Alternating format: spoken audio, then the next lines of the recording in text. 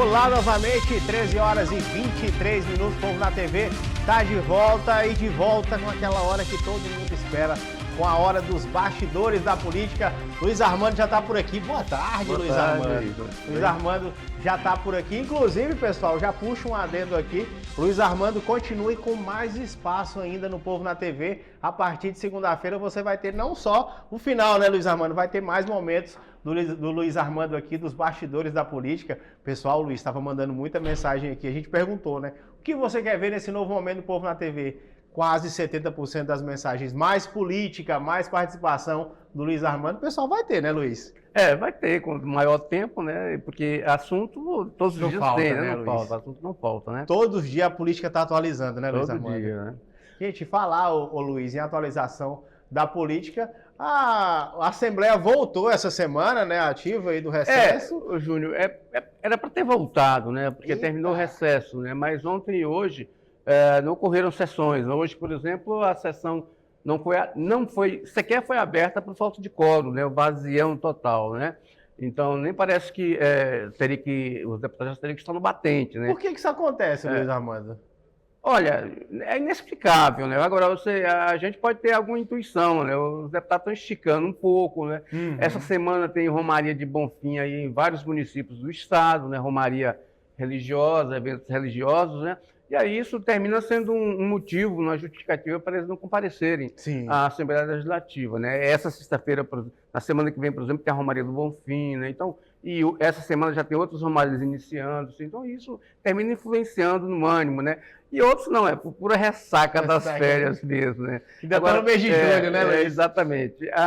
Agora a Assembleia tem muitos projetos que têm que ser votados, né?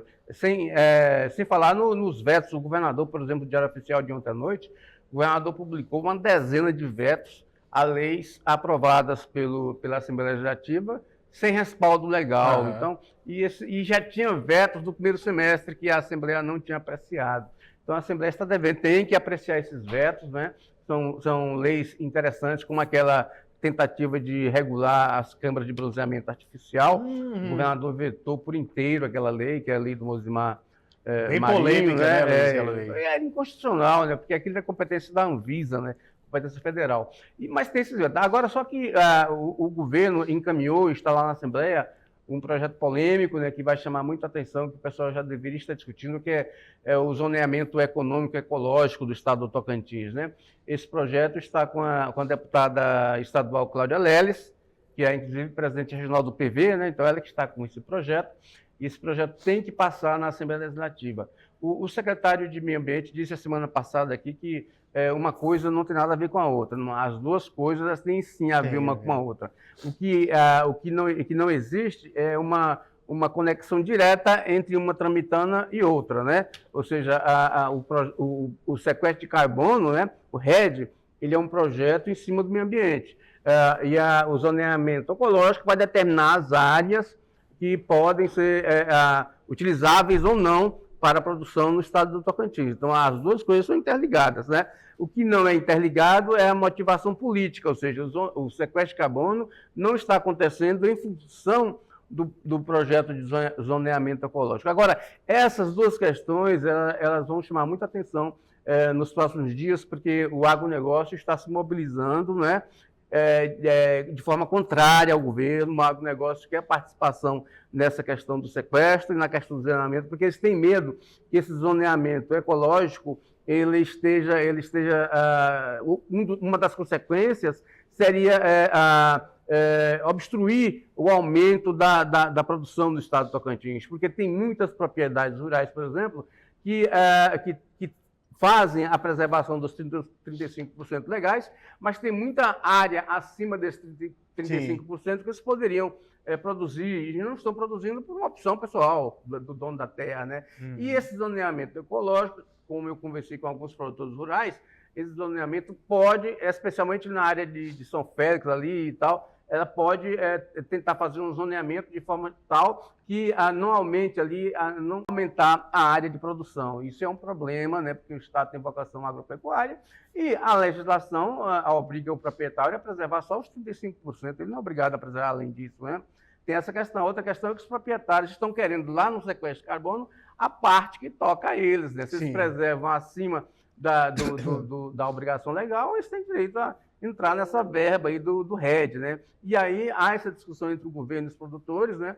Que o secretário está tentando convencer os proprietários, tentando sensibilizar para esse outro ponto, mas realmente são duas questões que elas vão chamar a atenção dos deputados nos próximos dias. E ainda tem o PCCR da educação, né? Tem um plano de carga horária da educação, que está lá na Assembleia para ser discutido, né? Isso vai atrair os professores do Estado, né? Os professores, os funcionários da educação, porque o PCCR é muito importante para eles, né? Então, na verdade, os deputados vão ter, daqui para setembro, outubro, eles têm que aprovar essas situações para que dê entrada aí no próximo ano, em 2026, quando é o ano eleitoral, né?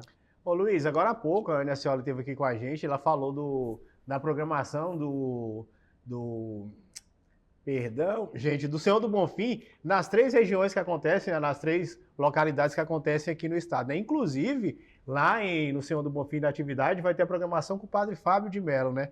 Luiz, a gente já falou aqui com você, né, que os políticos aproveitam muito essa época para realmente ficar mais perto dos eleitores, fazer uma política ali, entre aspas, e querendo ou não, próximo de 2026 vai ser um pontapé inicial já na campanha aí, né, Luiz? Júnior, que o Senhor do Bonfim é uma romaria centenária aqui do estado. Antes da criação do estado do Tocantins, sim, já tinha essa romaria de Nosso Senhor do Bonfim, né? Então ela atrai não só a fiéis do estado, mas atrai muita gente da Bahia ali, também, né? Do oeste da Bahia, de Brasília. Então ela é uma festa religiosa que ela existe já há muito, muito tempo, né? Ou seja, eu, por exemplo, cresci vendo meus pais subindo em Pau de Arara para ir para Bonfim, Romaria de Bonfim, na década de 60, né? 70, né?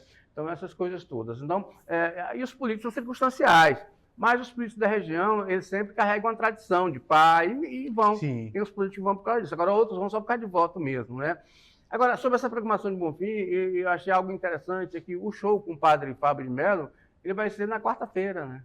Ah, não é então, realmente ali Exato. E o grande dia de Senhor do Bonfim, onde tem uma missa lá, que milhares de pessoas participam da missa, é no dia 15, na sexta-feira. Então, assim, eu acho que tentaram fazer um acordo de agendas aí, mas, assim, para os romeiros, por exemplo, quarta-feira, vai ter pouca gente lá. Os romeiros mesmo vão estar na estrada ainda, né, Luiz? Na estrada, né? Então, a concentração de romeiros, de muitos romeiros mesmo, é no dia 15, né? Que é o dia que, inclusive, é feriado, né? O governo decretou o dia 15 feriado. Então, há essa questão de acordo aí, de acordo de agendas aí, que realmente ela ficou assim, meio deslocada, né? Eu acho que o Padre Fábio sempre tem os fãs dele, né? Sim, ou seja, mas o romeiro mesmo, o grande número de romeiros, vai estar lá na Romaria no dia 15, na sexta-feira, né? Luiz, e você? Porque o Luiz, gente, ele vai para a Romaria todos os anos e a pé saindo aqui da capital. Você vai sair no dia 11, né? No dia 14 você já vai ter chegado lá, eu vou sair na segunda-feira, né? 1h da manhã.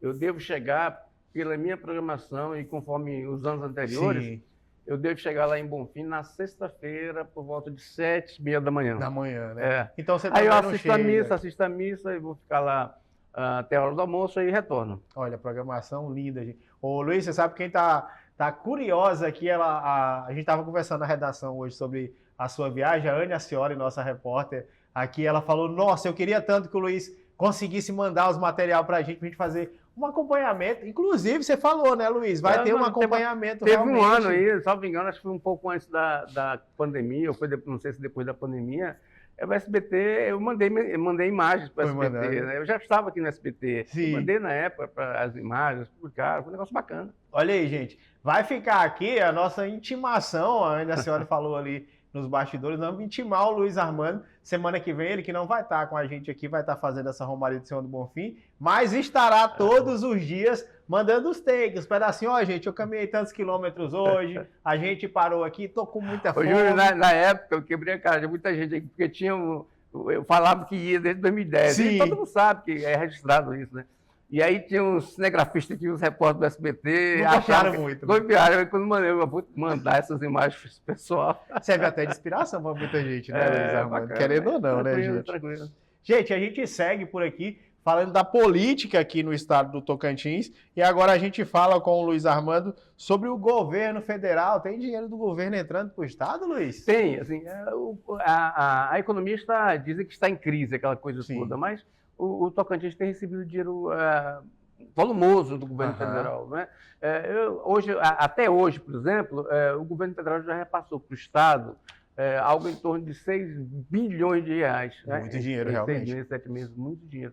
O governo do Tocantins recebeu 4 bilhões e 100 milhões de reais. Né? O resto foi para os municípios, foi pulverizado nos municípios. Agora, interessante isso aí, Júnior, que quase meio bilhão de emendas parlamentares chegaram no Estado.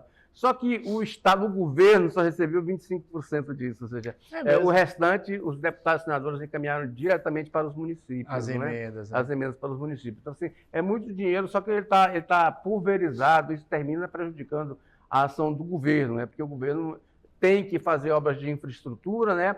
Tem que pensar num plano macro, né? E normalmente os municípios pensam no micro, né? Então, e mais dinheiro foi para os municípios, não para micro. Por exemplo, se Porto Nacional recebe, suponhamos, 100 milhões de reais, por exemplo, né? Esse dinheiro o prefeito de Porto não vai aplicar na ATO, né?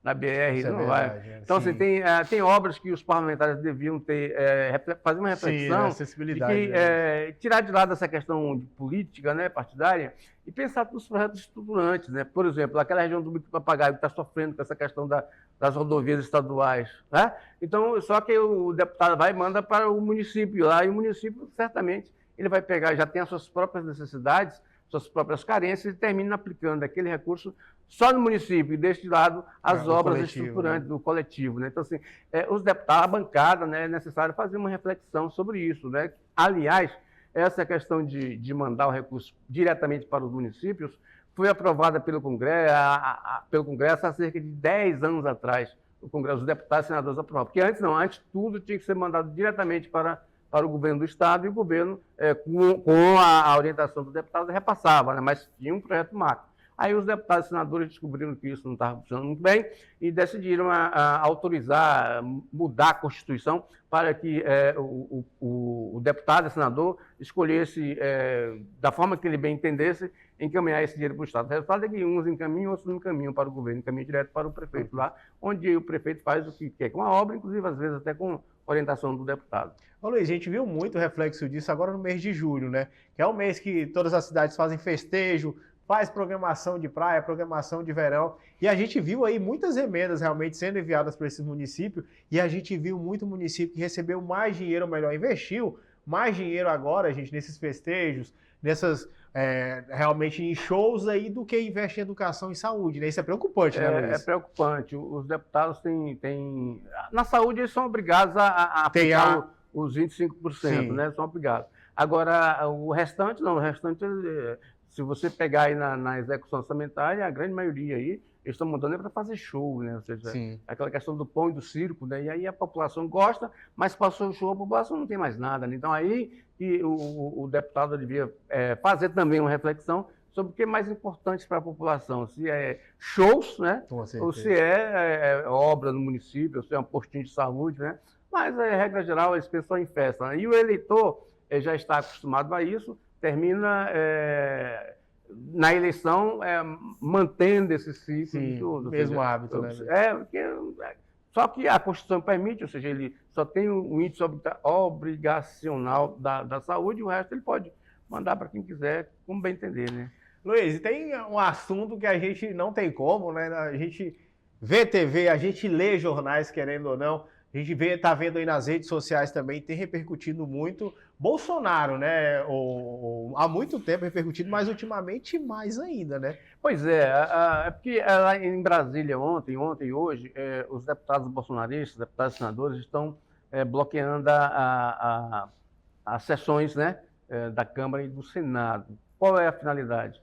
Eles querem que o presidente da Câmara coloque em tramitação, né, o projeto de anistia e o projeto que muda a questão das prerrogativas de furo, ou seja, o Bolsonaro, na prática, deixaria de ser investigado pelo Supremo e passaria a ser investigado por um juiz da Justiça Comum de primeira instância. E o outro polêmico, no Senado, eles querem que o Senado aprove o impeachment do ministro do STF, o Alexandre de Moraes. Então, assim, é uma pauta extremamente arbitrária, né? Delicada, até porque né? você bloquear a Câmara e o Senado por causa disso, os próprios deputados e senadores têm instrumentos para isso, né? Eles podem fazer requerimentos, né? Podem convencer os parlamentares a não ir às votações. Sim. Agora, eles chegarem, assumirem a mesa lá, dormirem lá e falar que não vai ter votação, isso realmente é um desrespeito ao Congresso Nacional, desrespeito à República Brasileira, né? Porque no próprio Congresso eles teriam instrumentos para... no Congresso é a lei da maioria, quem tem mais votos ganha, né? Então eles poderiam ou fazer um requerimento, como está no regimento interno, para suspender as sessões, né? Ou então não dar quórum, é só simplesmente convencer os deputados e senadores a não comparecerem às sessões, e aí não teria quórum, e aí só teria quórum na hora que realmente pautasse as matérias que eles têm interesse que sejam votadas, né? Agora, você chegar lá, sentar em cima da mesa, um monte de deputados e senadores, cada deputado ganhando 270 mil por mês, aí, somados os benefícios, aquela coisa toda, né, e verba de gabinete, e fechar a Câmara e o Senado, realmente isso na democracia de 85 para cá, quando instalou-se a democracia no Brasil, é a primeira vez que ocorre um fato semelhante desse no Congresso brasileiro, né? Aconteceu isso antes, lá na ditadura militar, quando fechou o Congresso. Mas o que está acontecendo no Brasil no momento é realmente algo digno de estudos, né? Primeiro, você colocar... o Bolsonaro está sendo julgado pela Justiça, os advogados, inclusive, conseguiram aí hoje que os filhos e netos pudessem fazer visitas, né? Então, a Justiça é assim, o juiz determina X, você recorre, e a Justiça mesmo decide, porque a Justiça é a última instância do poder na República, nas repúblicas, né? Mas o que eles estão querendo fazer é melar o jogo, ou seja, querendo que o Legislativo intervenha lá no Judiciário. E imagina você, Júnior, nós temos 20 mil juízes no Brasil. São 20 mil juízes dando decisões todas as horas. Imagina se a prevalecer essa tese dos deputados e senadores bolsonaristas, esses 20 mil juízes teriam que consultar deputados estaduais, vereadores, deputados federais, na hora de tomar alguma decisão, né? E o sistema brasileiro, ele é interdependente, ou seja, os poderes convivem harmoniosamente, mas são independentes. O Legislativo não pode interferir no Judiciário, o Judiciário não pode interferir no Executivo, salvo dentro do que está previsto na Constituição da República. E o que os deputados e senadores estão querendo fazer de ontem para hoje é justamente jogar isso tudo para o alto e começar de novo. E não é assim. Então vamos fazer uma constituinte, né? Vamos chamar uma nova constituinte, zerar tudo, fazer uma nova Constituição, aí coloca a maioria, coloca o que acha necessário, e a população referenda, né? Então essa questão é muito grave, porque uma questão jurídica está implicando em uma questão política e até econômica, como é o caso do tarifaço do zelo aqui dos Estados Unidos, que começou hoje, né? Ou seja, tarifa de 50% dos produtos brasileiros, e cujo maior instrumento impulsionador foi o deputado Eduardo Bolsonaro, lá nos Estados Unidos, com o próprio Donald Trump, colocou na carta em comer o Brasil, que só ia mudar as tarifas se Jair Bolsonaro fosse solto, né? Então, essa questão é muito complicada, acho que a população brasileira tem que fazer uma reflexão muito sobre isso, né? Os deputados e senadores têm responsabilidade sobre isso, eles têm que esquecerem suas paixões, não se está diante de um Fla-Flu, né? Não é um Flamengo e Fluminense, né? Então, assim, é a vida do povo brasileiro que está em jogo, é a autonomia do povo brasileiro, a autonomia do país, a autonomia da nação. Luiz, enquanto a gente está levantando essas questões, né, querendo ou não, o Congresso fica um pouco parado, né? Questões que tinham que ser resolvidas, questões que tinham que ser votadas por bem de quem está assistindo nos assistindo, né, Luiz?